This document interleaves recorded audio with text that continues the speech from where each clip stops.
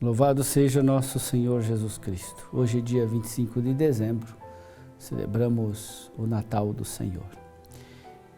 O Evangelho da Missa da Noite é de Lucas, capítulo 2, versículos de 1 a 14. Aconteceu que naqueles dias César Augusto publicou um decreto ordenando o recenseamento de toda a terra. Este primeiro recenseamento foi feito quando Quirino era governador da Síria. Todos iam registrar-se, cada um na sua cidade natal.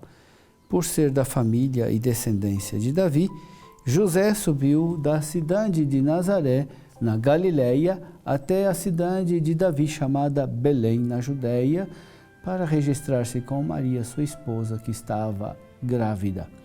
Enquanto estavam em Belém, completaram-se os dias para o parto e Maria deu à luz o seu filho primogênito. Ela o enfaixou e o colocou na manjedoura, pois não havia lugar para eles na hospedaria. Naquela região havia pastores que passavam a noite nos campos, tomando conta do seu rebanho. Um anjo do Senhor apareceu aos pastores, a glória do Senhor os envolveu em luz e eles ficaram com muito medo. O anjo, porém, disse aos pastores: não tenhais medo, eu vos anuncio uma grande alegria que o será para todo o povo.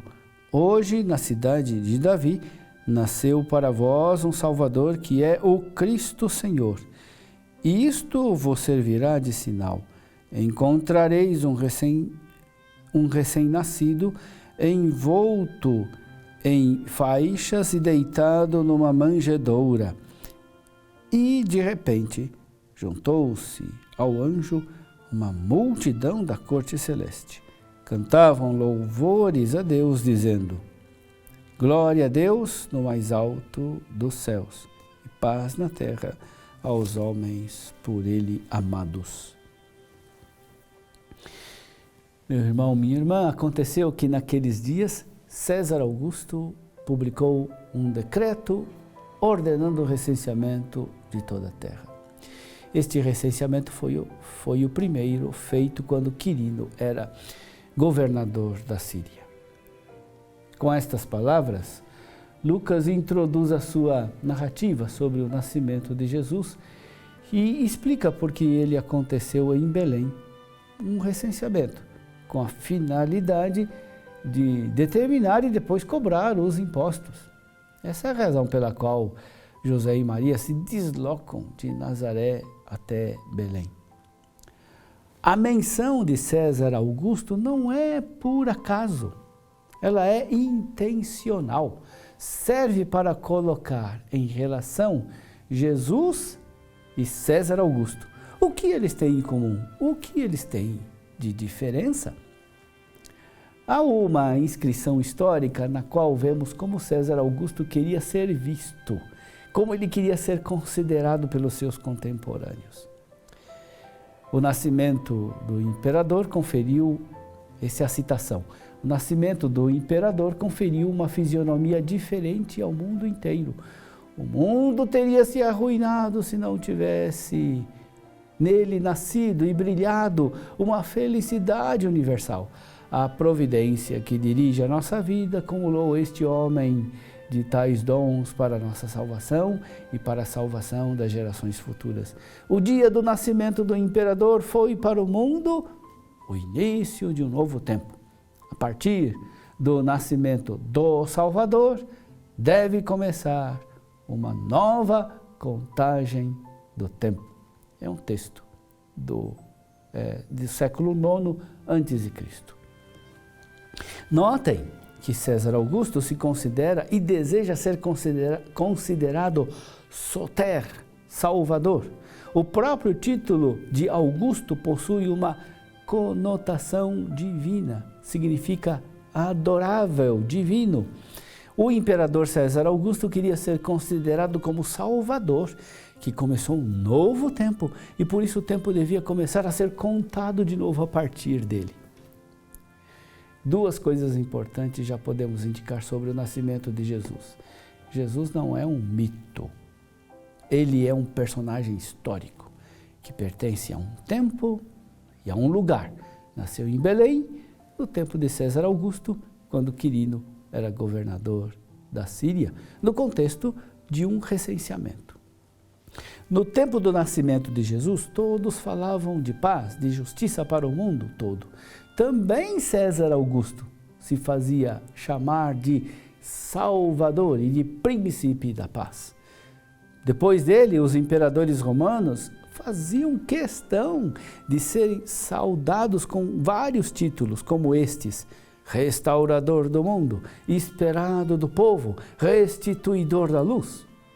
Para o senso comum, para a maioria das pessoas, a mentalidade era a de que somente o forte, o poderoso, somente quem tem o poder dos exércitos, só quem tem o comando pode impor a paz ao mundo e trazer a salvação para a humanidade. Que os anjos anunciam aos pastores arrebenta com essa mentalidade. Eles dizem: hoje na cidade de Davi nasceu para vós um Salvador, que é o Cristo Senhor. Isto vos servirá de sinal. Encontrareis um recém-nascido envolvido em faixas e deitado numa manjedoura. O sinal de que nasceu o Salvador é um contrassinal, um não sinal. É um recém-nascido envolvido em faixas, deitado numa manjedoura. Somente Deus poderia realizar uma mudança tão radical da lógica humana. Somente Deus poderia pronunciar um não radical, não tão radical, aquilo que as pessoas sempre pensaram. Nós sozinhos nunca teríamos ousado afirmar tamanha reviravolta na escala de valores. Sozinhos nunca teríamos cogitado uma novidade tão grande quanto revolucionária.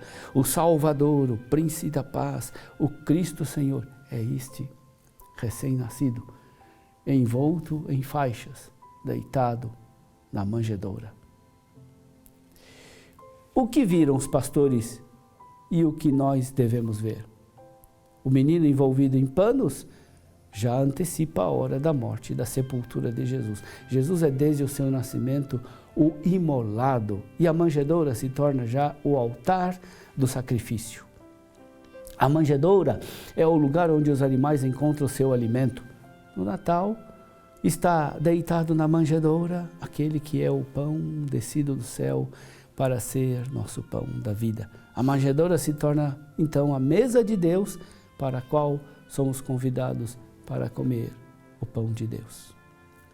Na pobreza do nascimento de Belém, se revela que o verdadeiro Salvador, o verdadeiro Príncipe da Paz, não é César Augusto, mas o recém-nascido, envolto em faixas, deitado na manjedoura. Natal é encontro do Deus humilde e frágil que vem até nós. Conforme diz o poeta, é a arte divina do encontro que cura todo mundano desencontro. No Natal nós vamos a Ele porque Ele veio a nós indefeso, desarmado, humilde. Neste Natal, deixemo-nos olhar pelo Senhor. Permitamos que Ele venha a nós, que Ele nos encontre, que Ele nos ame, que Ele nos olhe. Abraçados por esse amor terno e pessoal do Verbo encarnado, desejo a você e a sua família um Santo Natal.